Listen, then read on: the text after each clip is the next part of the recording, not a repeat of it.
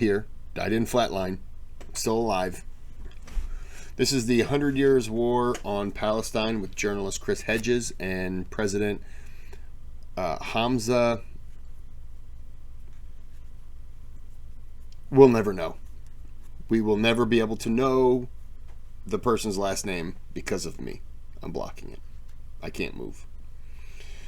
So I'm going to do something a little different. Instead of 15 minutes, I might break these bad boys down into 20 minutes.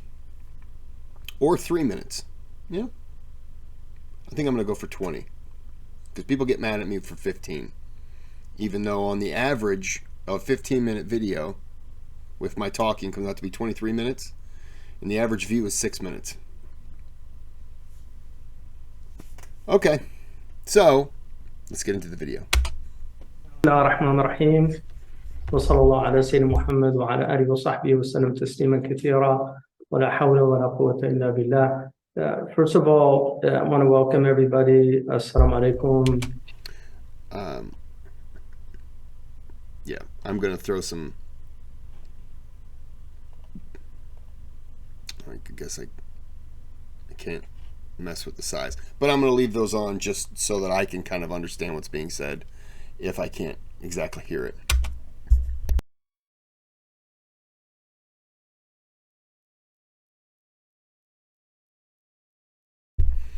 Or, I mean, if my thing wants to do this again, it's always fun.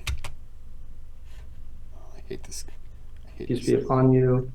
The topic tonight, obviously, very difficult one, and we were going to read Crime and Punishment this month, which is also a really important work of philosophy in the guise of literature, but and would have been appropriate also on this subject because crime and punishment is such a fundamental aspect to our species and the importance of rule of law and what it means to inflict suffering on other people and then have to live with the punishment of inflicting suffering. So I think there would have been a lot of themes that we could have talked about in relation to what's happening now. But I chose to look at the 100 Years War on Palestine, a history of settler colonialism and resistance, 1917 to 2017, which is by Rashid Khalidi, who was very much at the heart of a lot of the last several decades in terms of the Palestinian crisis. And I know he's a friend of our guest interlocutor tonight, Dr. Chris Hedges.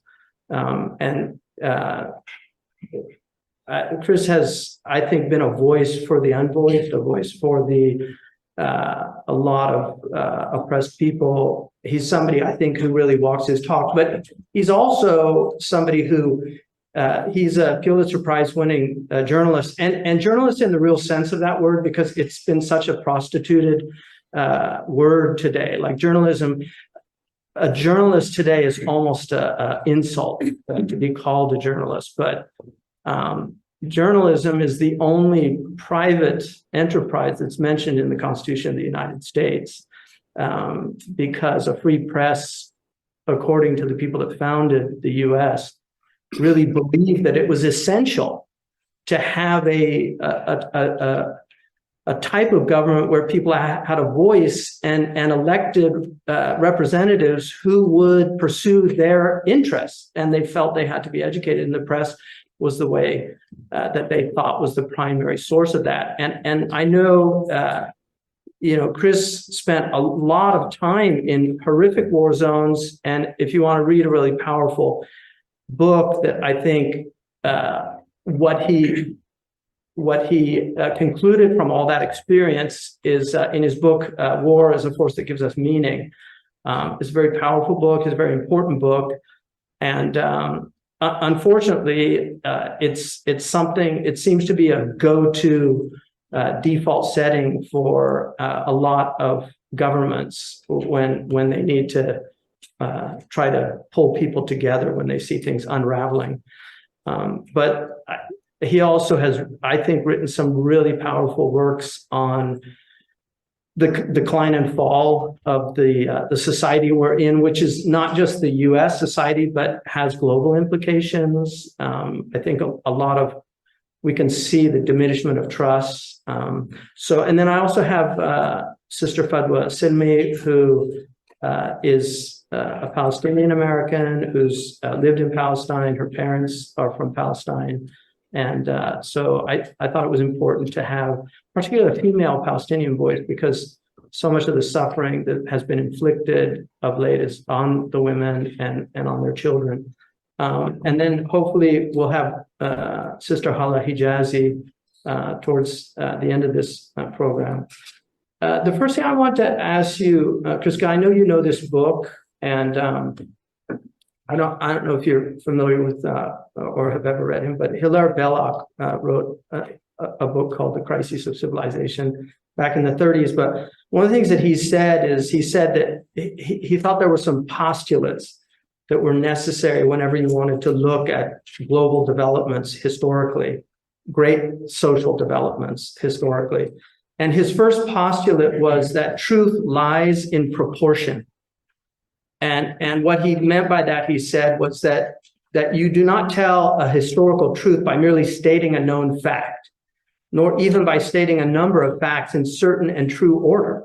You can tell it justly only by stating the known things in the order of their values. In other words, in relation to other things. So, the idea of proportion being the relation of things to other things. And one of the things that really strikes me about this crisis of... I still don't understand what he just said. I wish he would have given an example, because what he said doesn't make sense. If I had an example like, this is what I mean, then I would know, oh, okay. But I don't comprehend that, and there's a part of me that kind of disagrees with what he's saying.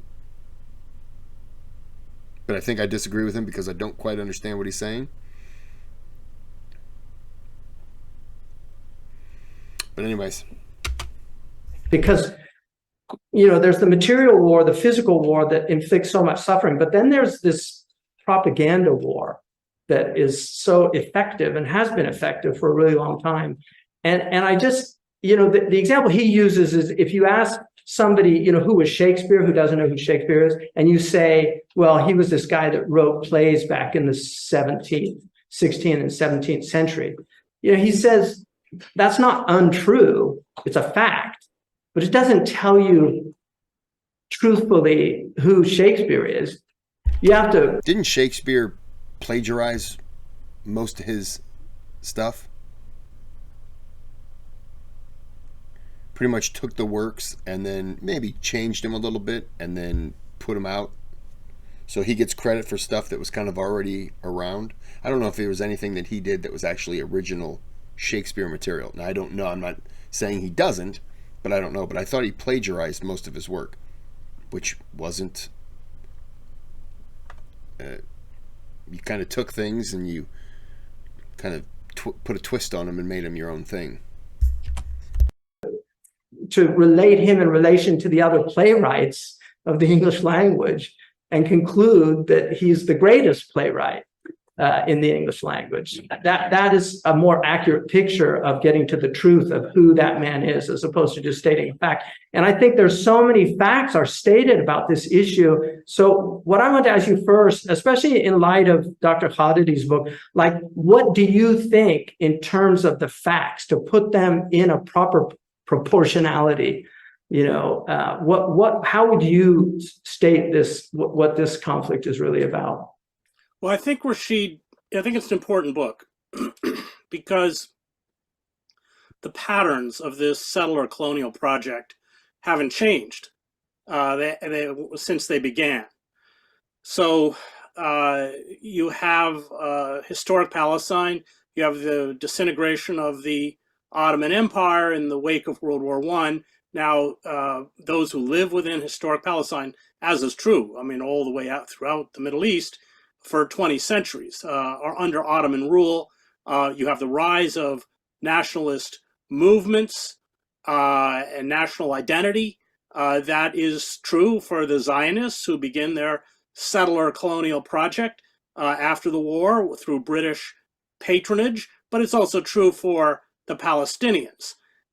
So you go from this moment where on the eve of World War I, only 6% of the population in historic Palestine were Jewish, and most of them, by the way, were not Zionists. And you through the patronage of the British Empire, and of course they see these settlers as essentially furthering British policy, British control. The Balfour Declaration, I think the 1917, it recognizes the right of this Jewish minority to settle and have a place within historic Palestine, and doesn't even mention the Palestinians by name. That's the inception. And then what I think Holliday does very well in the book is show the patterns by which the Palestinians have essentially been cursed over this century. First is they don't have adequate patronage.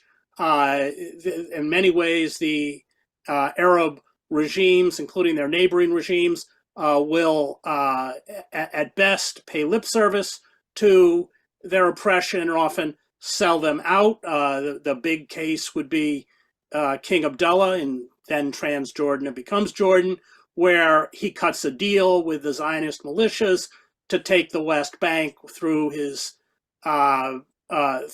his British trained and British led, the officer corps was British, army. You have eventually Egypt and Sadat. You have everything from the Camp David Agreement to Oslo to the Abraham Accords. It's a constant, they're constantly betrayed by their own. That's one pattern that Rashid points out. The second pattern is also from the beginning, and that's deception on the part of the Zionists. Privately, within their own correspondence, with the exception of Jabotinsky's, you have Jabotinsky, who Mussolini, by the way, called a good fascist, and that strain of Jewish fascism is also an element within the Zionist movement. It was given expression when I lived in Jerusalem through Meir Kahane, this racist, violent rabbi. Interestingly, he was assassinated finally, but when I was in Israel in 1994, they outlawed his Koch party. And what we're seeing now in the Netanyahu government is essentially the proteges of Kahane have seized power. So you always had this strain of, for lack of a better term, overt Jewish fascism, but you always had this strain of deception. You talked about propaganda. We know from, for instance, the private correspondence of Chaim Weissman that they knew very well. David Ben-Gurion, all of these figures understood that the idea, as in any settler colonial project, it was to seize the land and displace the indigenous population. The other pattern that Rashid points out correctly is that the Palestinians have just been cursed with inadequate leadership, whereas many of the Zionist leaders actually came from the West. Abba Eban, who I knew, educated at Oxford, Golda Meir, lived in the United States. She was an immigrant, but they understood the cultures that they were dealing with. They were able to read the kind of geopolitical scene. I mean, for instance, the Zionists, which clashed with the British at World War I with the White Paper, so they curtailed Jewish immigration because they needed support of the Arab world. They understood that geopolitics, power, or that was shifting away from Britain to the United States.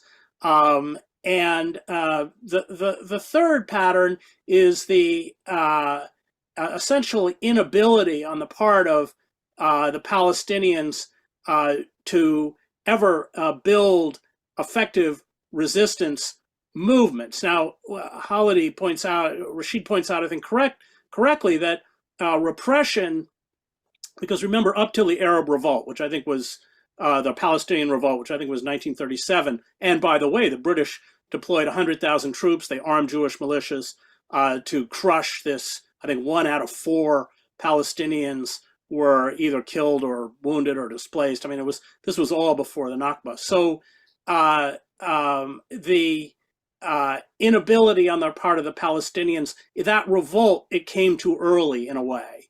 Right. They missed their historical moment. And then, of course, we end today with, and I think that this is what happens with all settler colonial projects, this is what they cannot crush that resistance.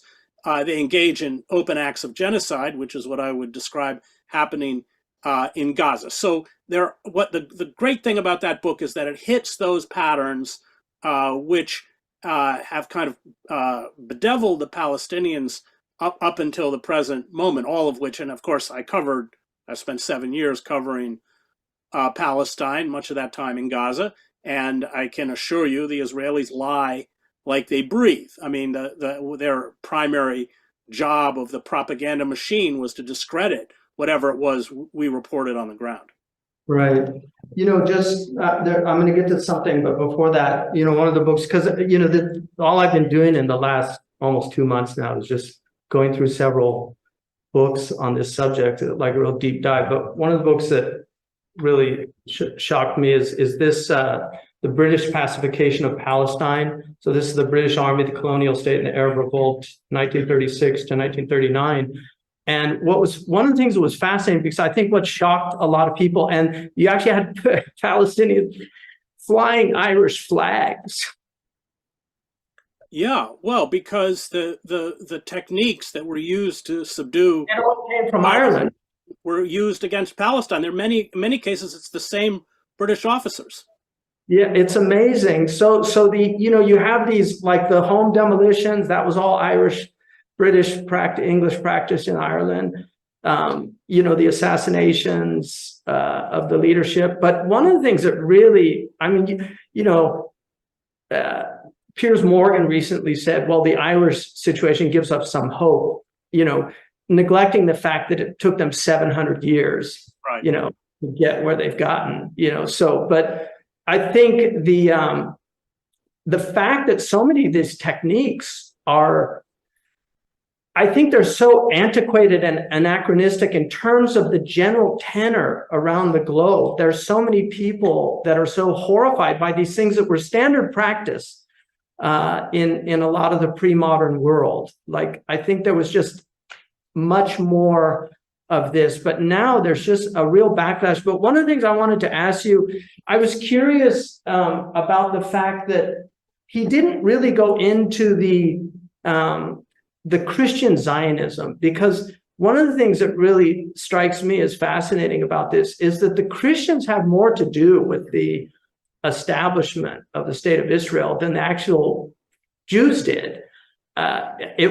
Shaftesbury, and even back. I would say, yeah, that's probably true, that Christians or something like that, only because the Jewish people couldn't just say, this is ours now. No, we live here. You see, you're going to have, and he calls them Christian people, but you're going to have, British basically stepping in and saying, this land is now theirs.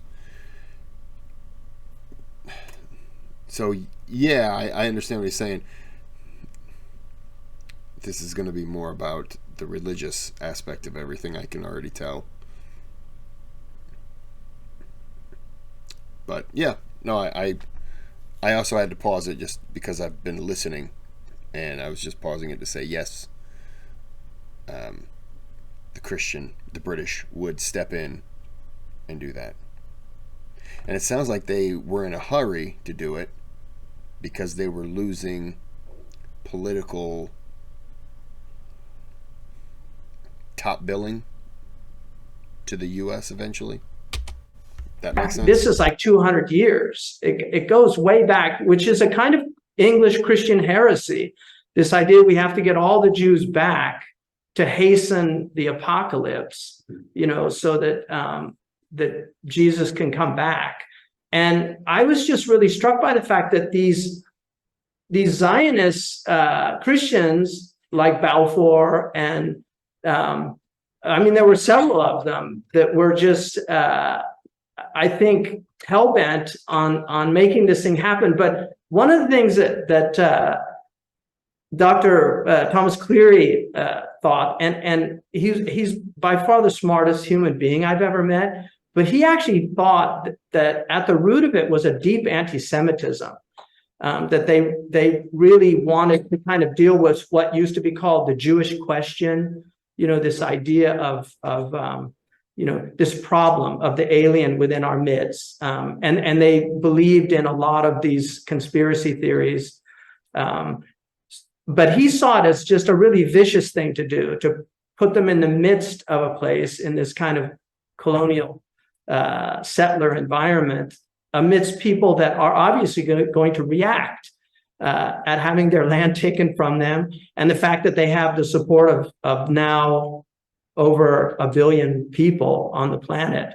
But I was just curious, why do you think that, obviously he can't write everything, why he chose 1917 when it really begins, the Aliyah begins in 1882, and 1913 and 14 were critical years in this conflict. So I'm just curious. He uses it because of the Balfour Declaration, which formalizes the project and begins the flood of Jewish immigration. Remember, Allenby was also a Christian Zionist, the first who defeated the Ottomans. A lot of fighting, by the way, in Gaza in World War I. So, yeah, that Christian Zionism was an important component because it built allies. And I think you're right that if you really explore it, it is anti-Semitic in the same way that the Christian right in the United States is anti-Semitic.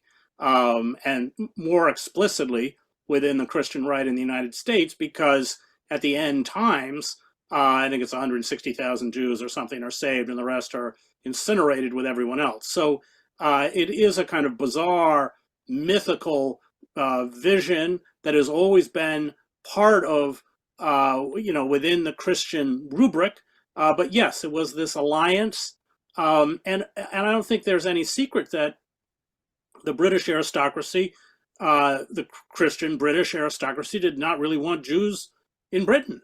And you had much the same if you look at the early years of Abraham Lincoln. There was all that discussion of moving African Americans back to Africa, to Madagascar or Liberia, or wherever it was. So yes, I think you're right that the Jews for them were a kind of caricature,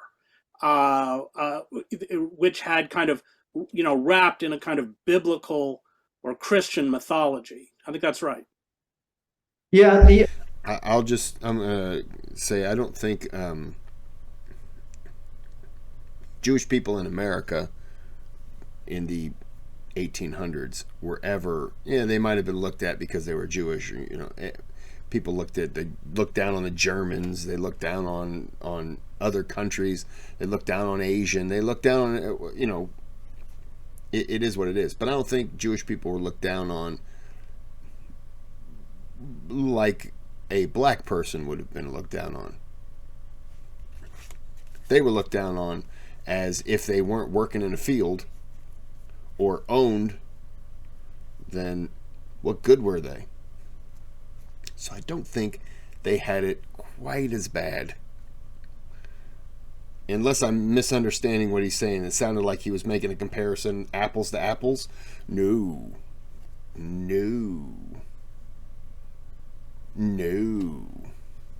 But I could have been misunderstanding him. the other thing, this really struck me is that is the fact that so many of these early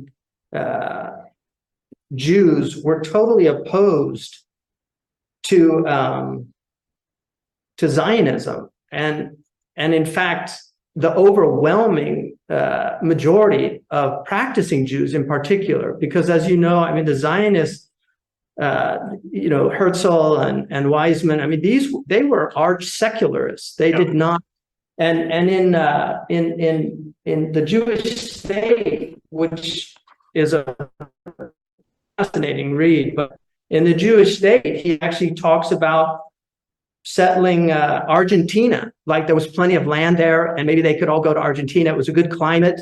But then he says, but there's a kind of romantic attachment to a lot of the Jews have to Palestine. So maybe we could convince the the Sultan Abdul Hamid to, if we get rid of all his debts, that he'll just give us the land, which is interesting now with the debt forgiveness being offered to Egypt, right? If they'll take in the, so I just thought that was fascinating. But one of the things that really struck me was already, and you know, there's a lot of arguments that are made against, you know, this idea there was never any Palestinian people.